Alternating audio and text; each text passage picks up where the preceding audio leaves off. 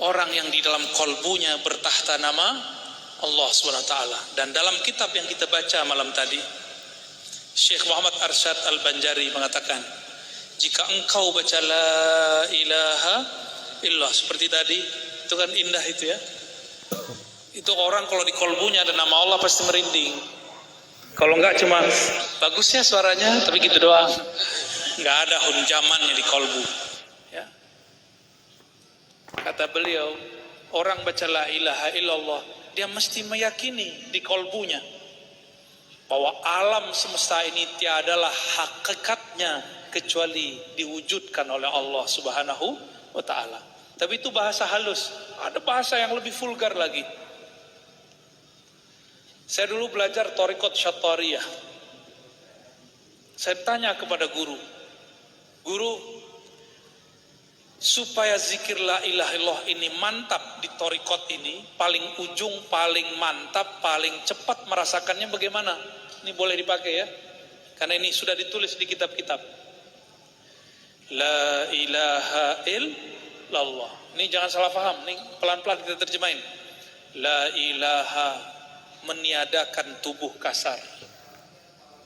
Illallah, hanyalah Allah di dalam batin. Masih kurang paham kan? Nah, kita tambahin lagi penjelasannya. La ilaha, tiadalah daging, tiadalah tulang, tiadalah darah, tiadalah rambut, tiadalah kulit, tiadalah tubuh. Tiada, habis. Illallah, kecuali semuanya itu diciptakan, dihembuskan oleh Allah Subhanahu wa ta'ala.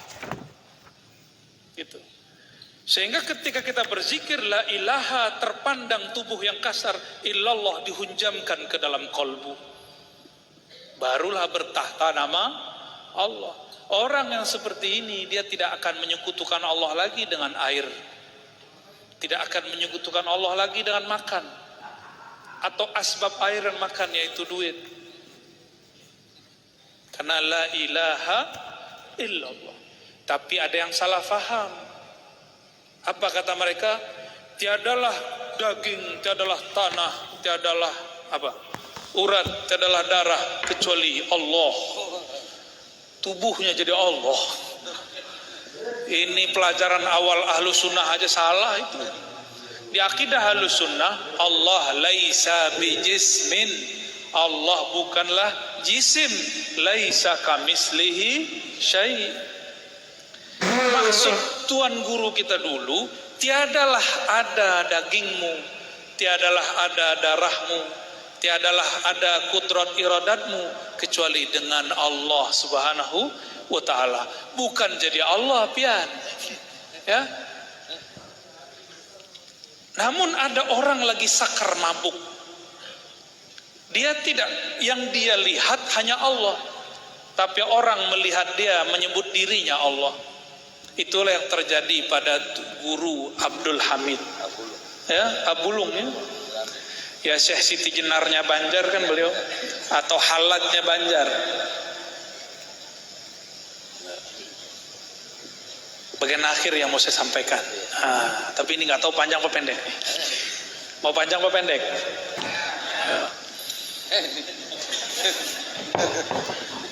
Allah berkalam kepada baginda Nabi Muhammad sallallahu alaihi wasallam. Kul ana basyarum mislukum. Katakan hai Muhammad, aku, ini Allah yang perintah, aku adalah bashar, manusia yang sama mislukum, seperti kamu. Hati-hati, banyak orang titik di situ, akhirnya dia mengatakan Muhammad sama aja dengan kita ya. Ini hati-hati, yang mengatakan itu kalau nggak orientalis, kalau nggak kelompok ekstrim yang mengharamkan maulid Nabi ya. Sekelompok apa? Antum lebih tahu ya. Ya. Apa? Hantu Banyu. Horor sekali guru. Itu penamaan dari guru tuh ya. Jadi ada kelompok, kata guru, yang suka membid'ahkan maulid sama zikir barusan, namanya kelompok Firqah Hantu Al-Banyuwiyah. Itu bukan saya loh yang ngomong ya. Ya. Hantu Banyu. Ini jarang saya sampaikan. Beberapa waktu lalu kita sowan ke Abah Lutfi. Abah Lutfi, pimpinan Thariqah Jatman, Sayyidul Mursyidin. Apa kata beliau? Salah satu cara menghancurkan kerohanian Islam hari ini, menghancurkan agama hari ini adalah mengatakan Nabi Muhammad sama dengan manusia. Padahal ayatnya belum selesai. Ini beliau pesan, maka semua habaib, semua masyaikh, para kiai beliau mengajak, mari hidupkan mahabbah kepada Nabi, baru sholawat. Ma'rifatun Nabi dulu, baru sholawatun Nabi sallallahu alaihi wasallam. Kenapa sholawat tidak berkesan di kolbu? Karena kita belum mengenal siapa yang disolawati. Kenapa ziarah kubur tidak terasa berkesan? Karena kita tidak kenal siapa yang diziarahi. Kenapa kita nggak hormat kepada orang? Karena kita tidak kenal apa yang di dalam kolbunya. Maka jangan berhenti ya, maulid Nabi terus hidupkan. Hidupkan terus. Qul innama ana basyarun mislukum. Ada kalimat berikutnya. Yuha ilayya. Diwahyukan kepadaku. Apa yang diwahyukan kepadaku? Bahwasannya la ilaha illallah. Itu yang kita zikirkan dari tadi. Apa maksud ayat ini? Ada makna tersirat. Betul, kalian akan menyamakan Muhammad seperti manusia biasa kalau kalian tidak masuk nama Allah di dalam kolbu. Orang akan menganggap Nabi Muhammad sama dengan dirinya jika nama la Allah, lafaz la ilaha Allah tidak bertahta di dalam kolbunya. Itu makna pertama. Makna kedua, Nabi Muhammad mengatakan dirinya sama dengan dirimu, mislu, semisal. Tapi kok semisalnya berbeda? Dia semisal kamu, tapi dia diwahyukan la ilaha illallah, sedangkan engkau tidak diwahyukan la ilaha illallah. Maka supaya engkau bisa menyamai jalannya, bukan menyamai darajahnya, mengikuti jalannya, maka ambillah ilmu la ilaha illallah. Maka dari dulu sampai hari ini, ulama yang Allah masyhurkan pasti ulama yang di kolbunya ada nama Allah, pasti yang dulu-dulu. Maka kitab-kitabnya bertahan. Jangankan kitab Kanzul Ma'rifah, kitab Imam Zarnuji, kitab apa tuh kitabnya? Al-Ajurrumi, ya, Jurumiyah. Kitab Jurumiyah bukan kitab tauhid. Itu kitab ma'rifat ilmu lughah, al-i'rab. Itu kitab, apa kata beliau? Ya Rabb, jika ini ikhlas untukmu, maka pasti tidak binasa. Lalu dia lempar ke sungai. Besok balik. Maksudnya apa? Yang nulisnya di kolbunya bertahta nama Allah. Itu dia. Itu Imam Zarnuji. Jadi yang kitab-kitab yang kita baca hari ini itu rata-rata wali Allah. Namun ada wali yang bertugas untuk ilmu nahwu saraf. Ada wali yang bertugas mengajarkan ilmu thariqah dan lain sebagainya. Maka makna tadi, kul innama ana basyarum mislukum. Katakanlah sesungguhnya aku manusia seperti kalian. Jika kalian masih tetap mau biasa, janganlah belajar la ilaha illallah. Tapi jika ingin menjadi pewaris Rasulullah, maka belajarlah la ilaha illallah. Awalnya lisan yang membaca, nanti lama-lama kolbu yang baca. nanti lama-lama dibacakan di dalam kolbu, ditalkinkan di dalam kolbu, bukan dari jin, bukan dari syaitan. Yuha ilayya. Jika ulama pewaris para nabi, nabi diberikan wahyu la ilaha illallah, maka ulama diilhamkan makna la ilaha illallah.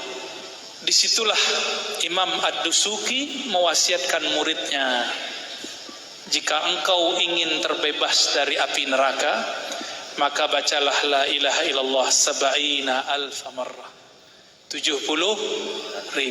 Disebut dengan zikir ataqah. Apa namanya? Zikir ataqah. Maka saya berharap di antara kita sekali seumur hidup mengkhatamkan baca la ilaha illallah 70.000. Ya, walaupun sekali seumur hidup. Ya, Imam Ibn Arabi sebagai penutup kisah yang akan saya bacakan, ketika ada orang yang mengkafirkan dia. Jadi Imam Ibn Arabi ini sufi. Satu kali ada ahli fikih mengatakan, aku bersaksi dan bernazar bahwa Ibn Arabi kafir dan aku akan kafirkan dia setiap ba'da salat. Jadi wiridnya sudah ganti. Dia kalau assalamualaikum, assalamualaikum, tidak astaghfirullah. Asyhadu anna Ibn Arabi kafir, kafir, kafir. Berapa kali? 7 kali. Yang dia kafirkan wali Allah. Tadi kalimatnya apa? Siapa yang menghina fil ard, orang yang diberikan sultan, baik umara ataupun ulama yang wali, Allah akan hinakan dia di muka bumi. Kalau di riwayat Bukhari yang sahih, man adali waliyan, siapa yang memerangi, menyakiti waliku, azantuhu bil harb, aku nyatakan perang baginya. Itu penduduk langit perang sama dia. Orang ini belum sampai 7 hari mati sakit jantung, mati mendadak, mata fujatan, mati tiba-tiba. Sedang syahadat apa? Asyhadu anna Ibn Arabi belum sampai fir mati. Ya, malaikat marah, malaikat maut turun langsung. Karena malaikat maut berteman dengan para wali. Karena wali setiap hari mengingat kematian. Itulah pertemanan wali dengan malaikat maut. Mau temenan? Mau berkawan sama malaikat maut? Sukalah ke tempat kuburan. Supaya nanti kalau dia jemput, dia sudah kenal, bro. Orang-orang yang jarang ziarah kubur, yang jarang ingat kematian, malaikat maut tidak kenal dia. Jadi ketika mati tidak dijemput, kamu siapa? Ditarik, langsung ditarik. Kuku ditarik, sakit pak. Ini kaki saya lagi agak kurang sehat. Itu cuma sedikit, di bawah kulit, di bawah jalan sakit. Kita keluarkan kulitnya sakit. Bayangkan jika yang keluar ruh. Ini orang lupa sama itu, yang mengkafir-kafirkan Ibn Arabi, bahwa Ibn Arabi setiap hari berteman dengan malaikat maut karena dia ingat mati setiap hari. Dan Ibn Arabi hampir setiap hari ziarah kubur. Nih, siapa yang kolbunya keras ziarah kubur? Kubur siapa yang paling berkat, yang mengena di kolbu? Kubur yang kita kenal. Sebelum ziarah kepada ulama, ziarahlah kepada orang yang dekat, orang tua. Rasakan di situ pasti nangis atau minimal sedih. Baru ziarah ke Datuk Kelampayan. Ini ziarah ke Datuk dulu, baru ke orang tua, itu terbalik.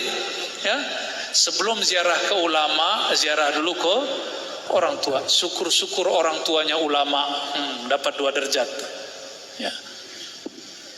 Ibn Arabi dapat kabar orang yang menuduhnya kafir mati. Ternyata Ibn Arabi punya hizib. Hizibnya kalau dibaca, orang yang nyerang dia mati. Bukan hizib Nasar, bukan. Dia punya hizib sendiri. Tapi siapakah yang pertama kali mentakziahi di kalangan ulama? Bukan tetangganya, tapi Ibnu Arabi. Bukan pengikutnya, bukan pengikut orang yang mengkafirkan Ibnu Arabi, Tapi Ibn Arabi yang pertama datang. Semua kaget. Orang yang dikafirkan almarhum apa al-mal'un, belum jelas statusnya. Dia diziarahi, ditakziahi oleh Ibn Arabi. Ibn Arabi datang ba'da maghrib, tidak beranjak sampai jam 4. Apa yang dia baca? Dia putar tasbihnya. Afdhalul dzikri la ilaha illallah la ilaha illallah, terus sampai khatam 70.000. Ternyata Ibn Arabi dikasyafkan Allah, orang itu wajahnya hitam. Wajahnya hitam hancur. Hancur kayak seperti kena bisul, hancur wajahnya. Tapi setelah dibacakan la ilaha illallah 70.000 kali, kering dan tidak bau. Ibnu, maka wali-wali Allah tidak pernah dendam. Ya, guru-guru mulia kita tidak pernah dendam sama orang yang bencinya. Benci-bencilah. Imam Bukhari tidak pernah dendam kepada Gubernur Ahmad bin Khalid. Tidak pernah dendam. Dengan ini saya menyarankan diri saya sendiri dan kita semua, mari menghidupkan zikir la ilaha illallah. Tapi jangan lupa setiap 100 kali sholawat. Kalau tidak, badannya panas terbakar, rasanya terbakar. Ya, zikir itu fihi hararah wa ilajuha as-salawatu ala nabi sallallahu alaihi wasallam. Penawarnya adalah salawat kepada Nabi. Udah salawat masih terasa panas, maka berkunjunglah kepada zuriat Nabi atau ulama pewaris para Nabi. Nanti dia adem sendiri. Ya, itu caranya. Maka jangan heran kalau ada orang belajar zikir tarikat Saman, belum diajarkan sholawat, emosinya agak sedikit lumayan, ya. Karena dia suka zikir, la ilaha illallah, la ilaha illallah. Panas itu. Dan harus diobati dengan sholawat kepada Nabi Muhammad sallallahu alaihi wasallam. Barangkali itu yang dapat saya sampaikan, ya. Semoga ini dapat mempererat hubungan sesama kita. Dan yang kedua, semoga kita menjadi orang yang dibebaskan dari api neraka. Berkah la ilaha illallah wa syafaati sayyidina Rasulillah sallallahu alaihi wasallam. Allahumma atiqna minan nar, Allahumma ajirna minan nar, Allahumma ajirna minan nar bihaqqi nabiyikal Mustafa Muhammad sallallahu alaihi wasallam.